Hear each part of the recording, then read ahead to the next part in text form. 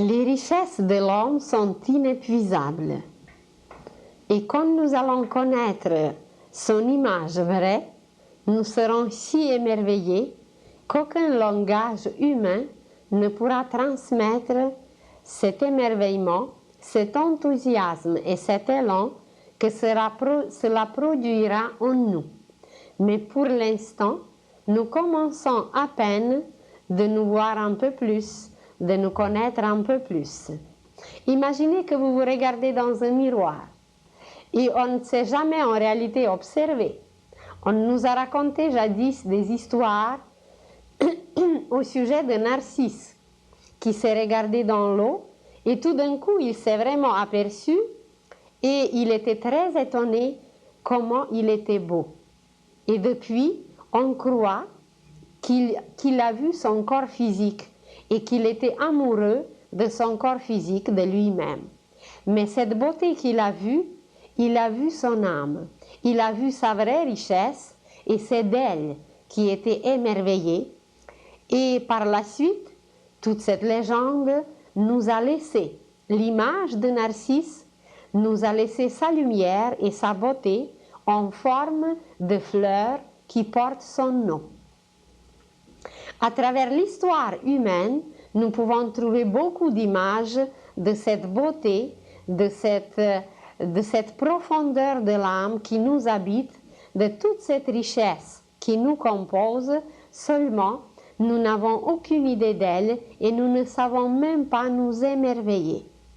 Mais nous sommes à peine au début de cette nouvelle vie, de cette nouvelle perception, de cette nouvelle voyance qui nous permettra, comme Narcisse, de nous voir dans notre vraie image, de nous voir tels que nous sommes.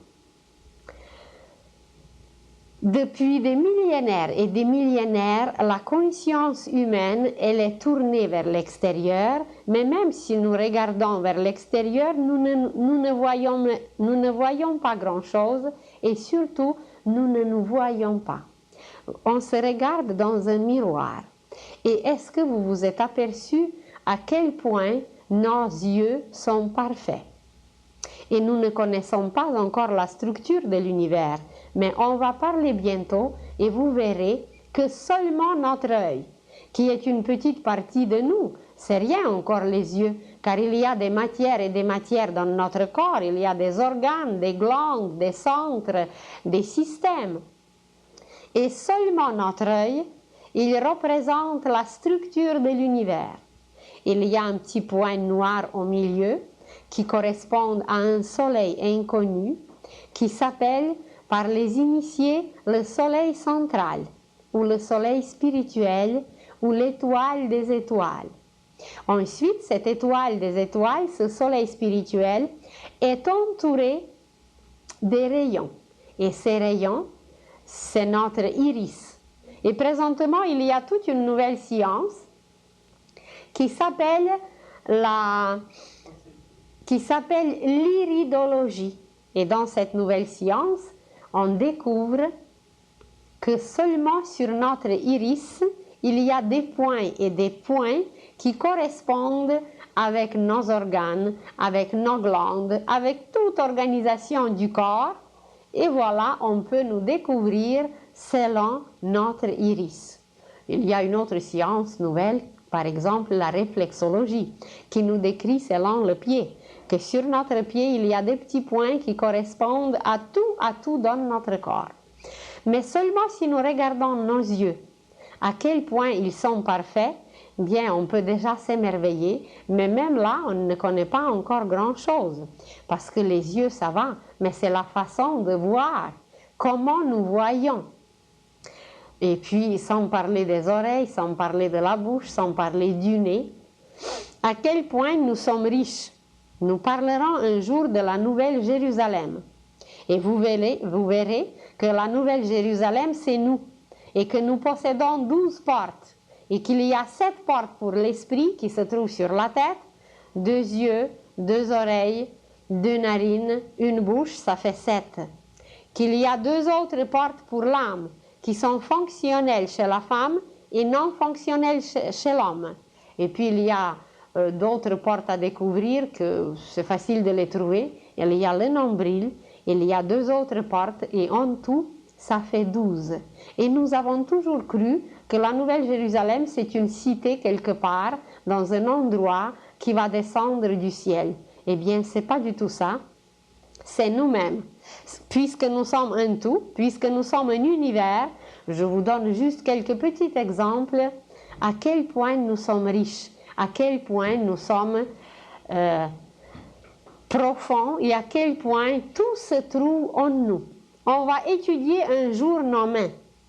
Et quand on parlera avec vous bientôt de la structure de l'univers, vous verrez que nos doigts, il y a une correspondance absolue avec les énergies cosmiques qu'on reçoit, qu'on capte, et voilà, il y a 10 qualités que nous captons et chaque doigt correspond à une de ces qualités. Et ce n'est pas pour rien qu'on n'a pas 5 doigts ou 6 doigts ou 8 ou 40, mais on a 10 parce qu'il y a cette correspondance avec les degrés de conscience, avec les énergies universelles. Quand nous allons analyser davantage notre main, vous verrez que seulement sur nos doigts, vous savez qu'il y a des phalanges, et sur ces phalanges, nous allons découvrir les 12 apôtres qui sont là, dans notre main. Et c'est pour ça que toute la main au complet, avec les 5 vertus qui représentent 5 doigts, eh bien c'est Jésus qui est devenu homme parfait. Alors, et ainsi de suite, on ne parle pas encore des chakras, qui sont les centrales énergétiques en nous. Vous verrez quel personnage biblique, où se trouve et comment ça fonctionne en nous, c'est absolument à l'infini. Et voilà, pour devenir conscient de ce que nous sommes, et pour devenir conscient de nos capacités, de nos possibilités, que nous sommes tous les architectes, mais les architectes de l'univers, c'est pour ça que nous venons dans l'école matérielle, planétaire. Sur chaque planète, c'est un endroit où on étudie, où on expérimente. Et comment cette descente se fait? Peut-être nous avons déjà mentionné un tout petit peu. On s'est dit que quand l'âme s'est libérée des corps, quand elle est restée au 3e ciel, il y a après d'autres cieux, mais c'est pour une autre fois. Quand l'âme reste au 3e ciel, au plan causal, toute nue, sans corps, avec un seul atome permanent, elle y reste comme ça un certain temps. Et puis elle a passé des vacances au 1er ciel et puis au 2e ciel, elle a étudié un peu si elle est éveillée assez. Et par la suite, alors elle se trouve toute nue et comme un enfant qui s'ennuie à la fin des vacances, l'âme aussi, elle a besoin d'apprendre, elle a besoin de réaliser, elle a besoin d'expérimenter, de modeler, de façonner. C'est comme si vous coupez à un enfant toute activité, c'est pas possible. L'enfant ne peut pas vivre sans activité car c'est dans sa nature d'être actif, de se mouvoir. Alors l'âme qui a son rythme, qui est beaucoup plus accéléré que les mouvements d'un enfant, aussi, après un certain temps, c'est comme si elle commence à s'ennuyer et elle commence à chercher l'endroit sur la terre qui lui conviendrait le plus.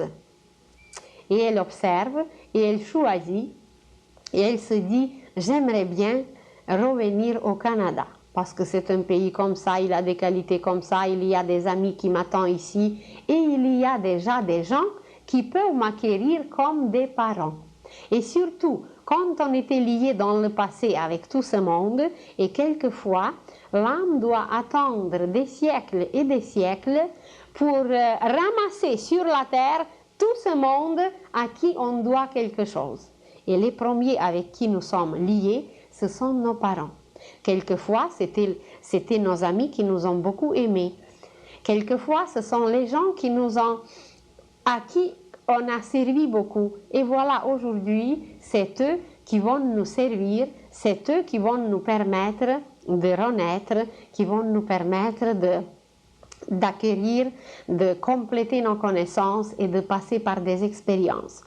Et quand l'âme a choisi comme ça l'endroit, eh bien, elle regarde avec qui elle va être en contact et elle choisit son métier. Vous savez à quel point le métier est important pour la réalisation, car nous nous réalisons à travers notre métier, ce qu'on dit le travail.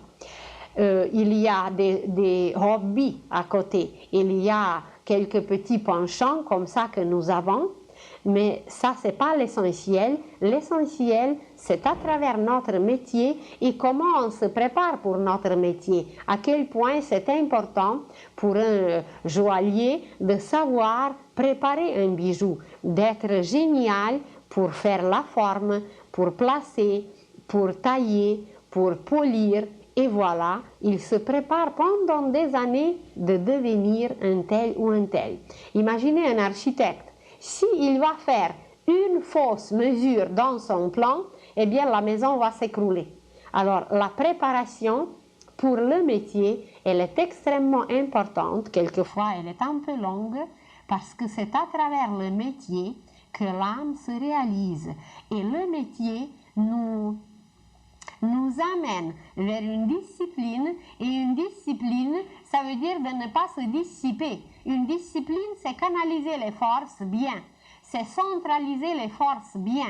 Alors, imaginez que vous avez un courant d'eau et que vous le laissez se dissiper comme ça, n'importe où, n'importe comment, et voilà, il n'y a rien qui reste, l'eau s'est dissipée et il n'y a pas de résultat.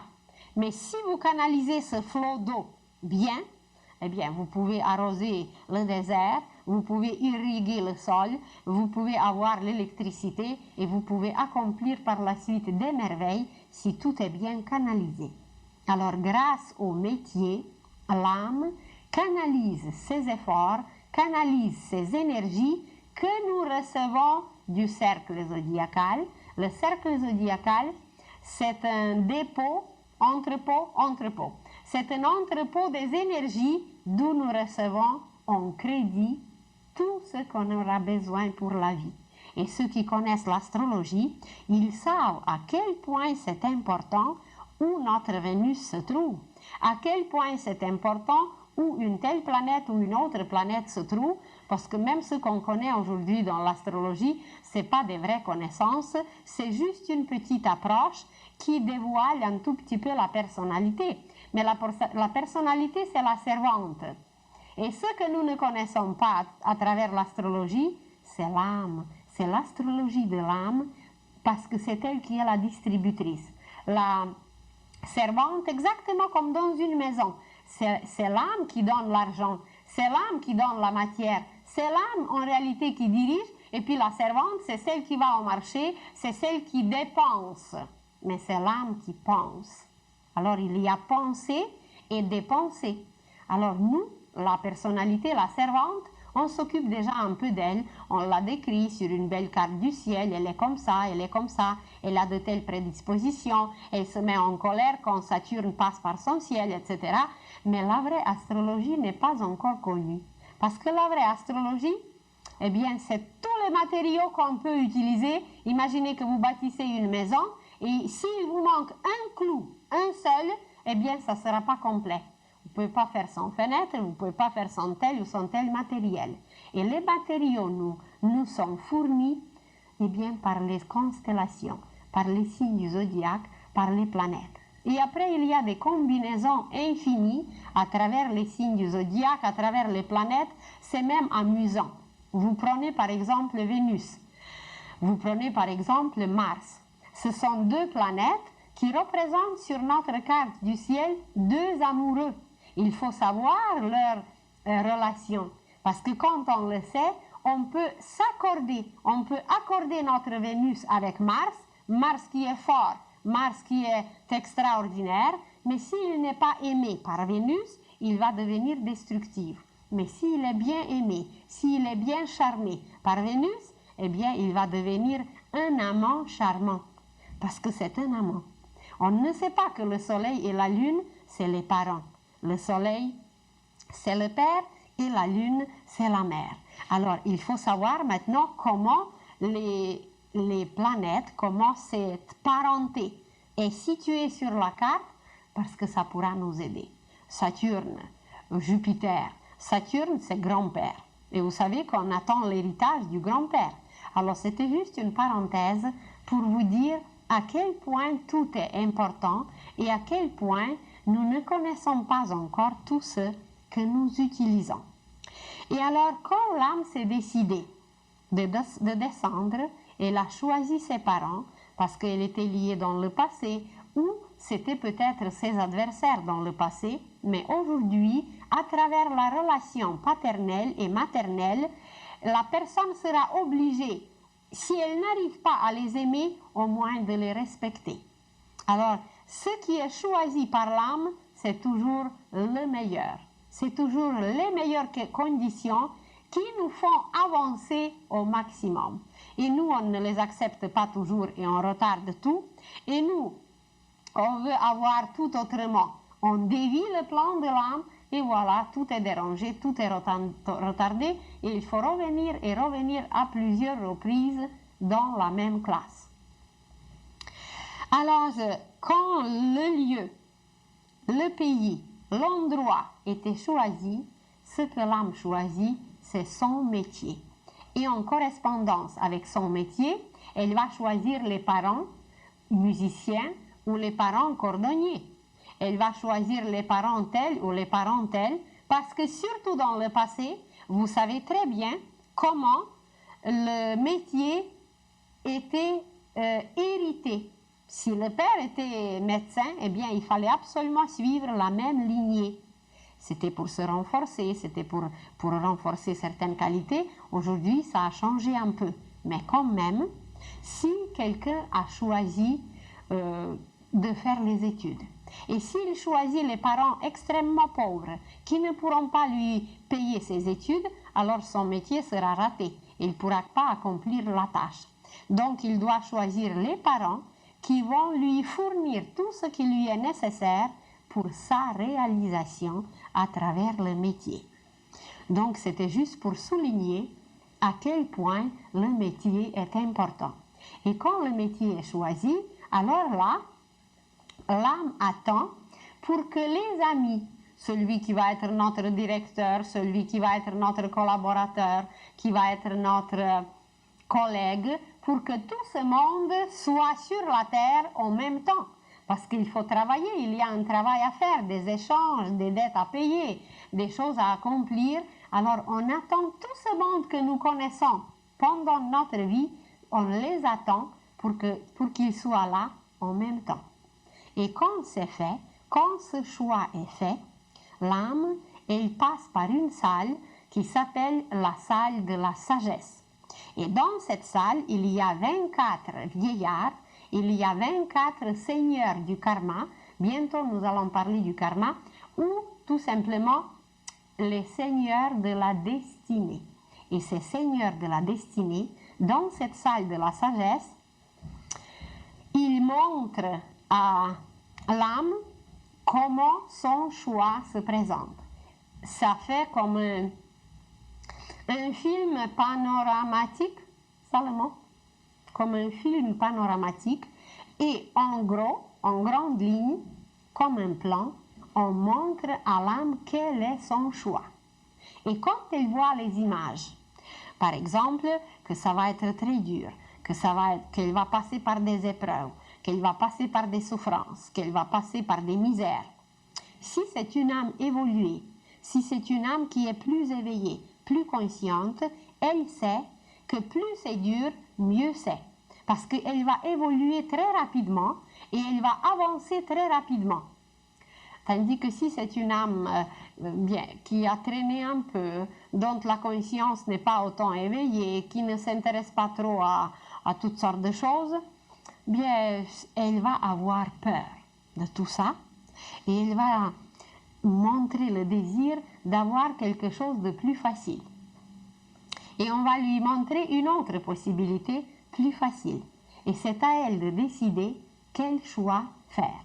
Mais une fois qu'elle a dit « c'est ce chemin-là que je prends », après on ne peut plus changer. C'est comme si vous avez tiré la balle, on ne peut plus la faire revenir, c'est parti et l'âme doit accepter par la suite tout ce qu'elle a choisi, tout ce qu'on lui a présenté.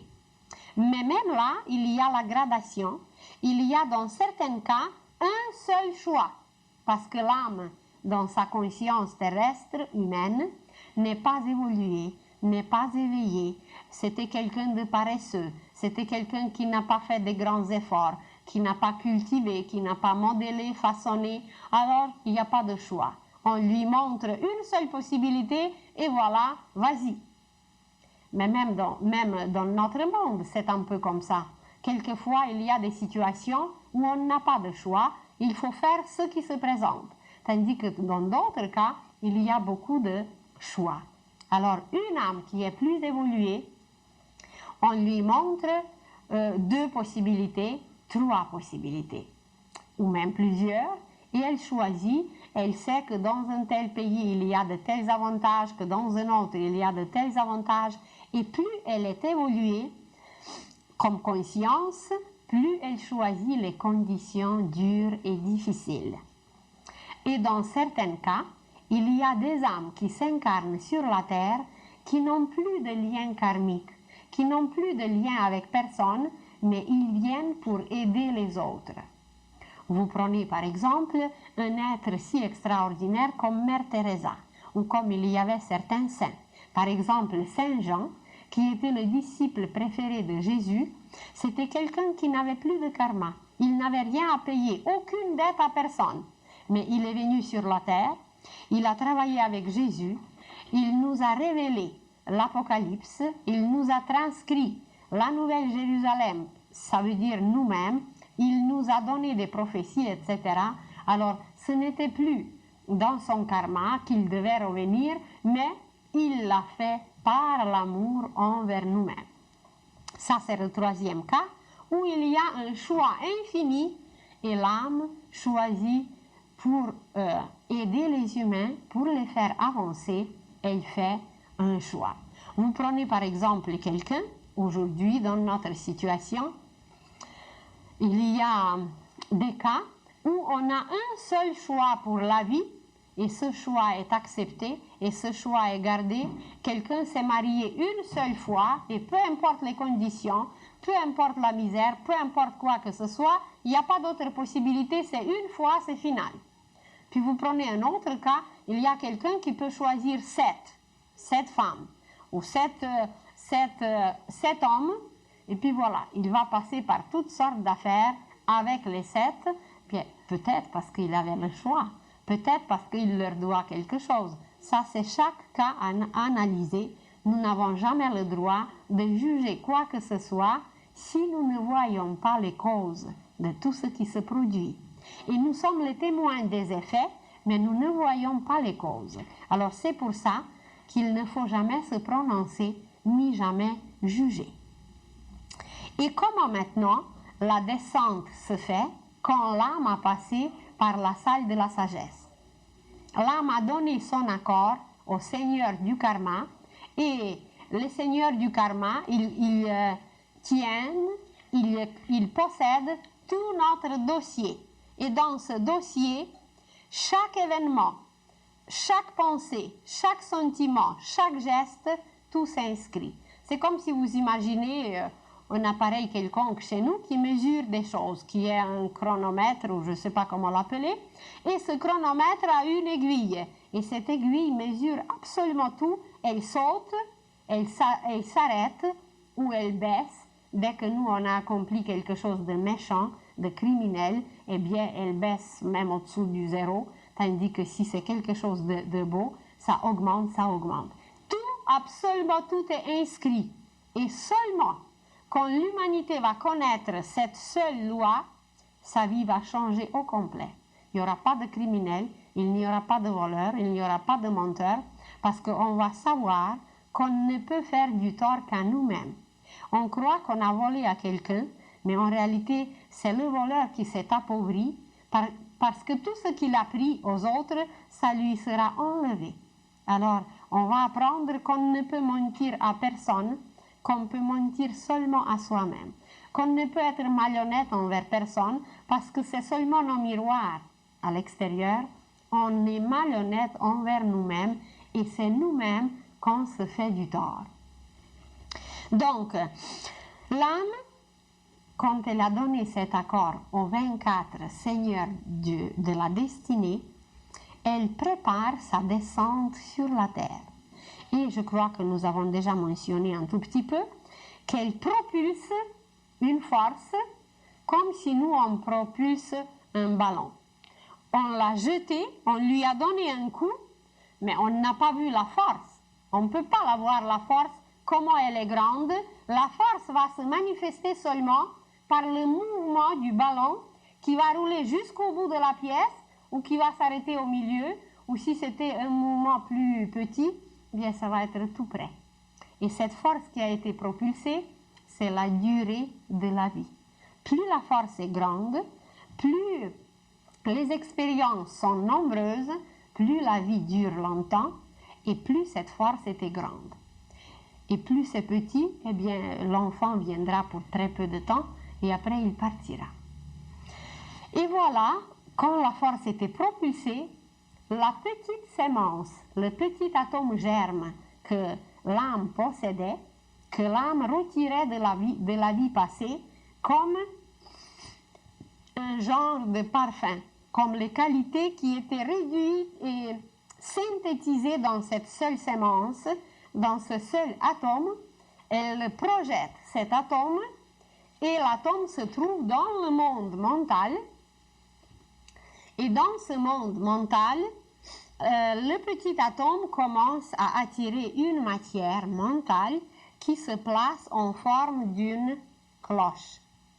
Et quand cette matière est attirée, ça veut dire que le corps mental est bâti. Maintenant, comment ça marche? Quelle est la qualité de cette cloche? Vous savez qu'il y a des grosses cloches qui sonnent très bas. Leur voix est très basse et ce sont des sons très très bas. Tandis qu'il y a d'autres cloches qui sont beaucoup plus fines, qui sont beaucoup plus subtiles. Il y a d'autres clochettes qui sont toutes mignonnes, toutes petites, toutes sonores, qui sonnent complètement différemment. Et vous prenez le cristal, et ça c'est toute une cloche, ça c'est un son d'une pureté extraordinaire. Alors, la qualité de l'atome germe qui sert d'un aimant attire la qualité correspondante de la matière mentale. Plus dans le passé on a travaillé de belles choses, plus aimant sera fort pour attirer une belle matière, une matière géniale, des inventions, un mental qui va éclairer les humains, un mental qui va être extraordinaire, tandis qu'une petite sémence qui était comme ça, paresseuse, qui ne faisait pas grand-chose, bien ça va attirer des pensées moyennes. Quand même, il y aura certaines activités et une pensée qui était encore moins développée, encore moins intense, et ça va attirer une matière mentale tellement lente, tellement grossière, que ça va donner un homme brut, ça va donner un homme criminel, ça va donner un homme violent, ça va donner un homme qui va, dans ses vibrations, il va vivre dans une lenteur, il va vivre dans une bassesse, parce que c'est trop bas, c'est trop lourd. C'est la qualité du plomb. Le plomb, même vous prenez l'essence et vous dites super sans plomb. Alors ici aussi, il y a des super sans plomb avec le plomb, etc. Parce que c'est que la qualité dépend de tout ce qu'on a accompli, nous, dans le passé. Alors, imaginez qu'un génie, il va attirer cette matière, cette cloche, qui va résonner.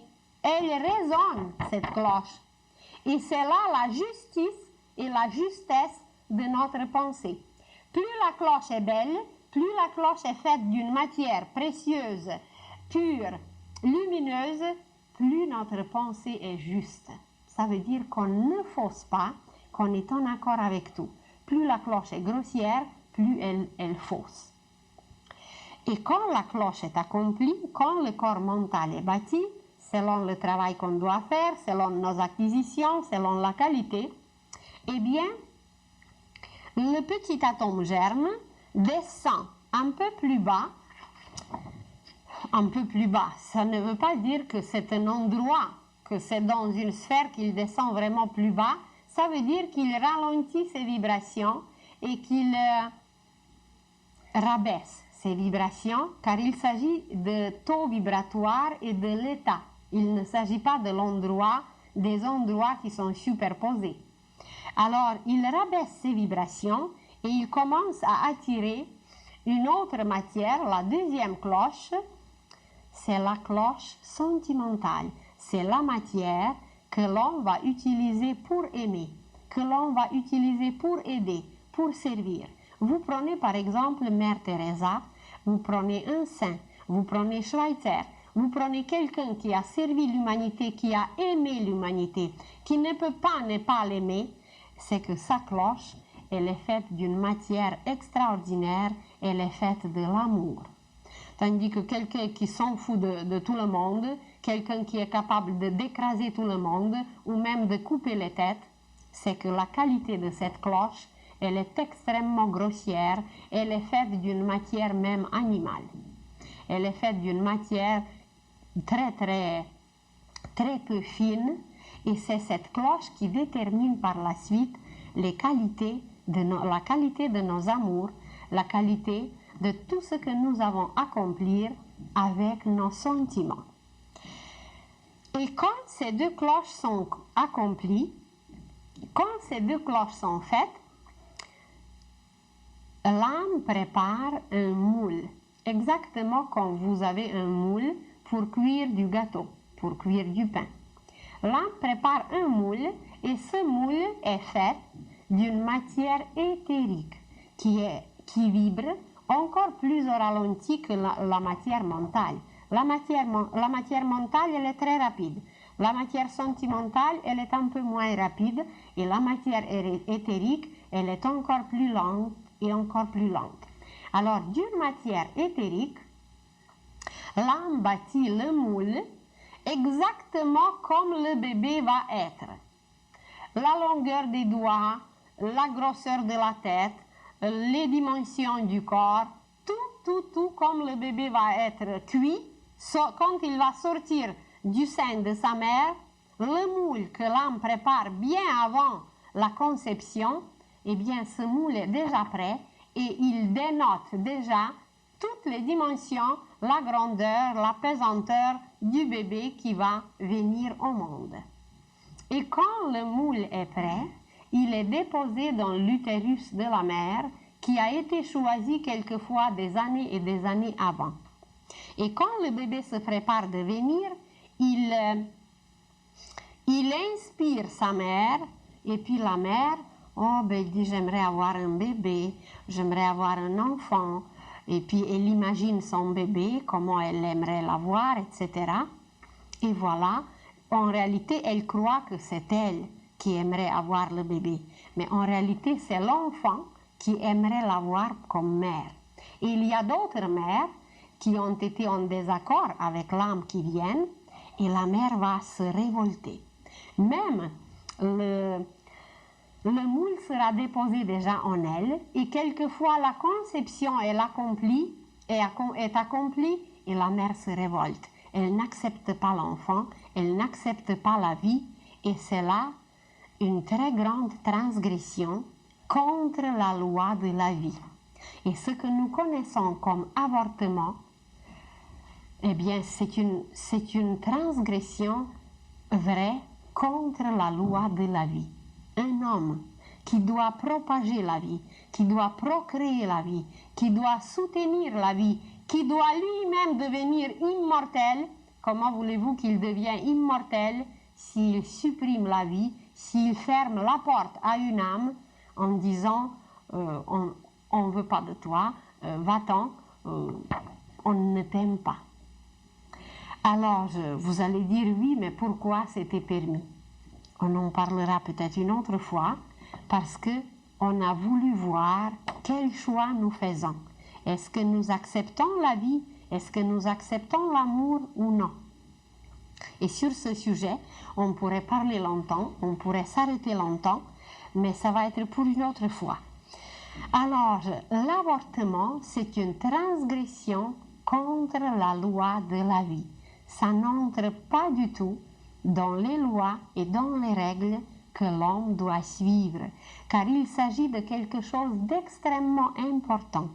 Il s'agit d'accueillir une âme, il s'agit de lui former, de lui donner des conditions pour vivre, pour évoluer, pour devenir consciente, pour devenir architecte un jour de l'univers. Un jour, j'ai regardé une émission à la télévision. Je ne regarde pas souvent, mais ça m'est arrivé.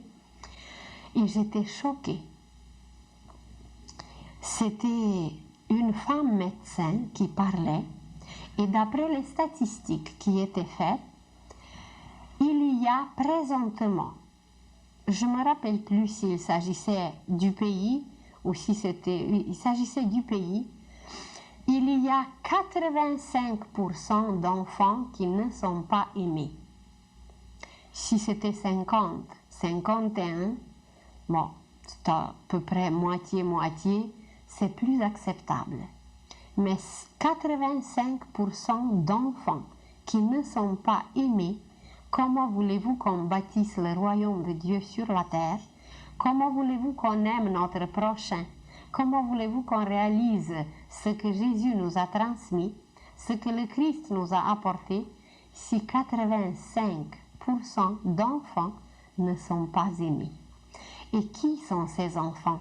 Ben, c'est l'avenir de la terre, c'est futur l'humanité. Dans 30 ans, c'est ces enfants qui vont régir le monde. Alors voilà les questions à réfléchir, les questions à se poser, comment nous nous comportons envers la vie, car les enfants, c'est la vie. Et quand le moule était déposé dans l'utérus de la mère, l'atome germe. L'atome germe qui était comme aimant pour attirer la matière mentale, qui était pour attirer la matière sentimentale. Cet atome germe est déposé dans un des spermatozoïdes du père. Et par la suite, le moment de la conception est choisi selon les conditions, selon les causes du passé, selon comment ça doit se produire. Et vous avez des cas où cette transmission se fait par un viol. Alors les conditions ne sont pas favorables, c'est pas très agréable, mais très prochainement, je vous raconterai un exemple pourquoi la transmission de cette germe de vie se passe dans une telle condition. Normalement, eh bien évidemment, ça devait se passer avec l'amour et dans l'amour. Et quand la vie est transmise, quand cet atome germe qui est lié avec l'âme est transmis, c'est là que l'âme, à travers la mère, commence un travail pour bâtir le corps physique. Parce que le moule éthérique est déjà fait. Et la mère offre ses matériaux pour bâtir le bébé et elle agit, chaque mère qui bâtit un enfant, elle agit d'après une loi qui s'appelle la loi du sacrifice. Personne ne la paye pour ça. Personne ne va la glorifier pour ça parce qu'elle le fait avec amour. Elle se sacrifie, elle donne ses propres matières. Et voilà, pendant 9 mois, elle bâtit le corps physique et l'âme du bébé agit à travers l'âme de la mère. Il y a une communication directe, ininterrompue entre le bébé et l'âme, le bébé et son âme à travers la mère, mais c'est la mère qui sert d'intermédiaire. Et maintenant, on pourrait s'arrêter et on pourrait parler pendant plusieurs conférences seulement comment le corps du bébé se bâtit. À quel point la gestation, le temps de la gestation est important. À quel point les états de la mère, l'état dans lequel la mère se trouve est important, car le petit corps qui se forme, il absorbe tout. Il est d'une vibration et d'une finesse de l'âme, parce qu'il n'est pas encore sorti dans le monde physique. Il est encore caché il est encore dans le sein de la mère physique et de la mère divine. Alors ce petit corps, le moindre choc que la mère reçoit, ça s'enregistre dans le bébé.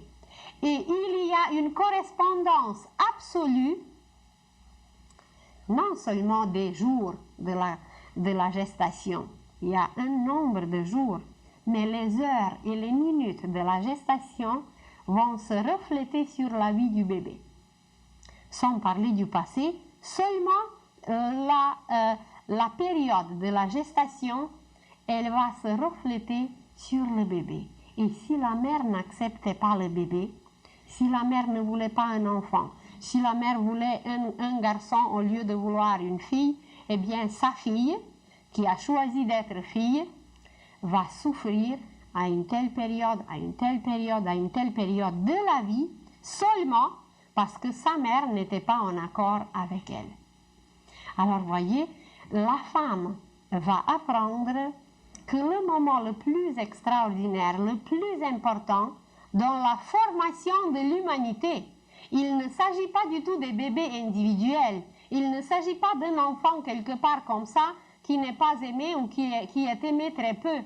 La femme va devenir consciente qu'elle forme l'humanité, que c'est elle qui prépare le corps, que c'est elle qui tisse le vêtement physique pour l'âme.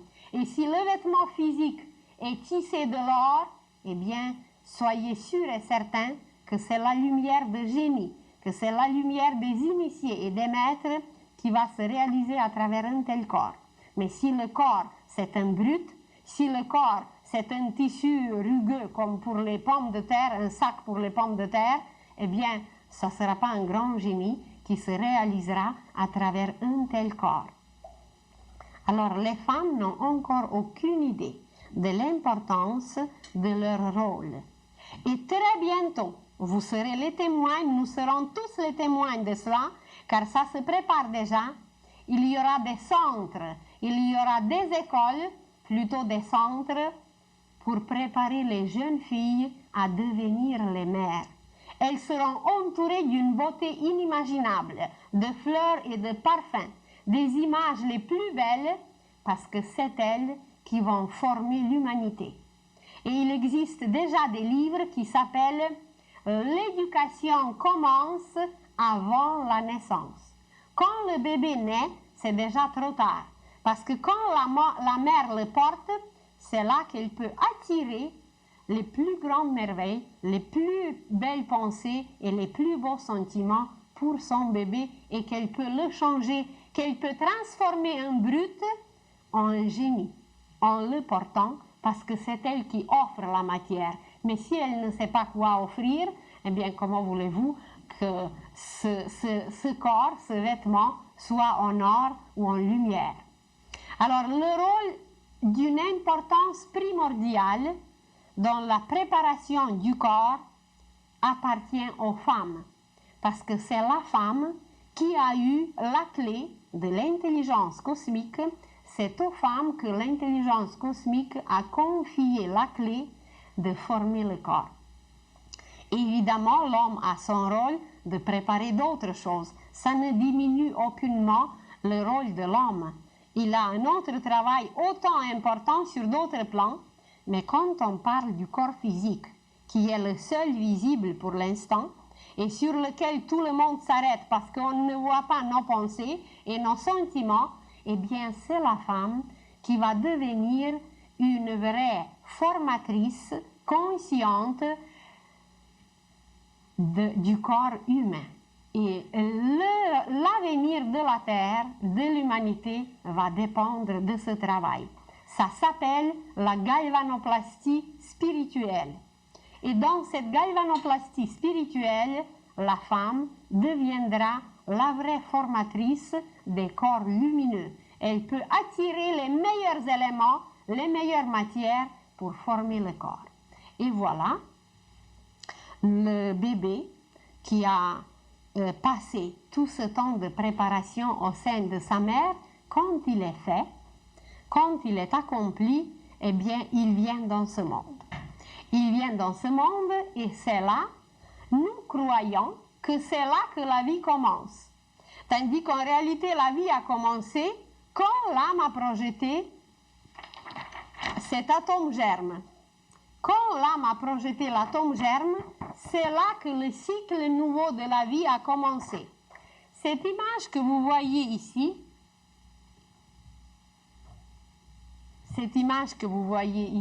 elle va vous décrire, est-ce que je me place à côté? Cette image que vous allez voir ici, elle décrit très en détail comment ça marche et comment un cycle de la vie se produit. Alors, imaginez ici cette ligne et tout ce passage qui est en blanc. Ce passage qui est en blanc, c'est à cette ligne que la vie commence. Nous croyons que la vie commence. Alors, ici c'est 0, ensuite 7 ans, ensuite 14 ans, ensuite 21 ans, 28 ans, 35 ans, 42, 49. Cette partie blanche qui représente le tiers du cercle, ou le tiers du serpent que vous voyez, car symboliquement, tout ce cycle de la vie correspond à un symbole que nous connaissons tous, mais peut-être ce symbole ne nous dit pas grand-chose. Le serpent représente la connaissance. Et le mot connaissance est composé du mot naissance. Alors, pour connaître, nous devons descendre de la terre. Et nous passons par cette préparation qui est la tête de ce symbole et un tiers de son corps, et la préparation du corps mental, ce qui est en rouge pour ceux qui voient en couleur. Alors ici, l'âme prépare le corps mental. Ce qui est en vert, l'âme prépare le corps astral ou sentimental. Ce qui est en bleu, l'âme prépare le moule éthérique, et ce qui correspond à la ligne noire ici, l'enfant vient au monde et nous croyons que la vie, le cycle de la vie est commencé ici, tandis qu'en réalité il a commencé bien avant. Et pourquoi c'est partagé en 7? Parce que les cycles, pour retirer la qualité, correspondent au chiffre 7. Et le 7, c'est le chiffre de notre système solaire. Et vous savez, bien, le chiffre 7, il est lié encore à beaucoup d'autres choses, mais tout le monde sait qu'à 7 ans, l'enfant va à l'école, qu'à 14 ans, l'enfant passe par la puberté, qu'à 21 ans, l'homme devient mature, qu'à 28 ans, l'homme entre dans la vie, qu'à 35 ans, il y a une maturité spirituelle qui n'est pas connue, qui s'accomplit, à 42 ans, l'homme se réalise et à 49 ans, c'est l'épanouissement. Ça ne veut pas dire du tout qu'à 49 ans, c'est fini. C'est la vraie réalisation et l'épanouissement commence à 49 ans qui peut durer selon nos prévisions, selon nos réserves, selon nos plans. Et par la suite, s'accomplit ce qu'on a dit dernièrement, la mort, on regarde le panorama, le purgatoire, et l'âme se débarrasse de tous ses corps, on passe par la queue. La queue est traînée par là où la tête a passé, comme un serpent le fait. Et un serpent qui mord sa queue, il n'est plus la connaissance, il est la sagesse. On a accompli un cycle de la sagesse, on a accompli un cycle de vie, et cette vie est composée un tiers de ce que nous voyons sur la terre, un tiers de ce qui se passe avant de venir, et un tiers qui se passe après qu'on est venu. Alors, le cycle de la vie est beaucoup plus long, le cycle de la vie, il est beaucoup plus complet que nous ne le croyons. Et c'est très, très facile de voir, c'est très facile de comparer, car vous prenez par exemple une sémence. Une sémence ne donne pas le lendemain des fruits. On la place au sol, et pendant tout l'hiver, ou au moins pendant un certain temps, vous prenez le blé, on l'a placé au sol, et puis rien ne se passe. L'hiver passe, les mois passent, et on ne voit pas la sémence, tout est couvert de neige, et nous on a l'impression qu'il n'y a aucune préparation, rien ne se fait, mais demandez à un cultivateur, seulement un simple cultivateur et il va vous dire à quel point cette période cachée au sol, sous la neige, dans le froid, à quel point c'est important car la petite sémence, dès qu'elle était placée dans le sol, elle déclenche les forces dont on n'a aucune idée. Elle collabore, elle communique avec les astres, avec les constellations et le petit blé, la petite sémence qui était mise dans la terre, on peut aussi faire sa carte du ciel parce que ce n'est pas chaque sémence qui donne le même fruit. Alors, la petite sémence, quand elle était placée, elle déclenche les forces, elle déclenche les courants cosmiques, elle les attire et de la terre, elle attire les éléments nécessaires, elle s'imbibe des minéraux, d'eau, des matériaux, de tout ce qu'elle aura besoin pour grandir et à un jour, elle éclate.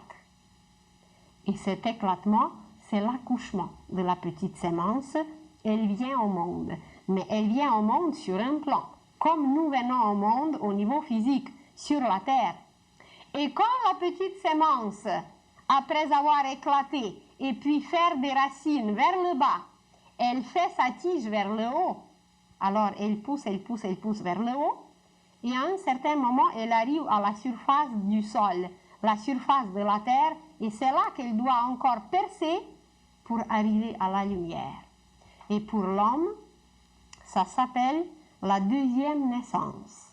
Cette deuxième naissance, quand on arrive à une lumière, on ne passe plus à travers des mottes, on ne passe plus par l'obscurité. Alors, pour un enfant, avant d'arriver en plein jour, avant d'arriver dans ce monde, eh bien, il prépare ses corps comme la petite sémence qui reste au sol et qui fait un travail pour attirer, pour se nourrir et pour réaliser ce qu'il y a à réaliser en cachette, caché au sol. Et si l'homme savait vraiment observer la nature, cette loi de revivre, cette loi de se réhabiller de nouveau, cette loi qu'on appelle aujourd'hui réincarnation, si vous analysez le mot réincarnation, on va trouver le préfixe ré qui veut dire encore, on va trouver le préfixe in qui veut dire dedans, et on va trouver la racine carne qui veut dire chair, carne. Alors, carnivore, celui qui absorbe la chair des animaux, herbivore, etc. Alors, ça veut dire encore dans la chair. L'âme descend encore dans la chair. Et si je vous dis que l'arbre se réincarne, que la nature se réincarne tous les printemps, eh bien, on sera étonné. Imaginez que ces feuilles meurent. L'automne, c'est la mort. Et le printemps, c'est la naissance. Et la nature passe par ces cycles sans cesse, et personne ne s'affole, et personne ne pleure, et tout le monde croit que cette réincarnation dans la nature existe, sauf qu'on n'utilise pas ce mot. Et quand Jésus nous disait, si vous ne mourrez pas, vous ne vivrez pas. Et quand il nous disait, tu récolteras ce que tu as sémé. Il y a encore beaucoup d'autres phrases. Il n'a pas utilisé le mot réincarnation, mais il voulait dire la même chose, parce que le langage était autre, la compréhension était autre, et les initiés de tous les temps, ils connaissaient cette loi, ils la connaissent jusqu'aujourd'hui, et l'humanité entière va la connaître bientôt. Alors, nous allons terminer pour aujourd'hui.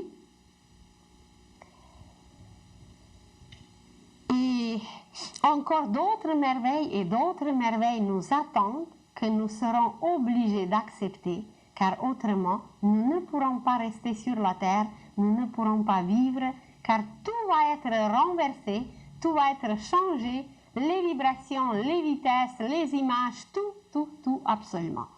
Mais la première loi qui va être acceptée par l'humanité, c'est cette loi de Rovi, c'est cette loi de revenir,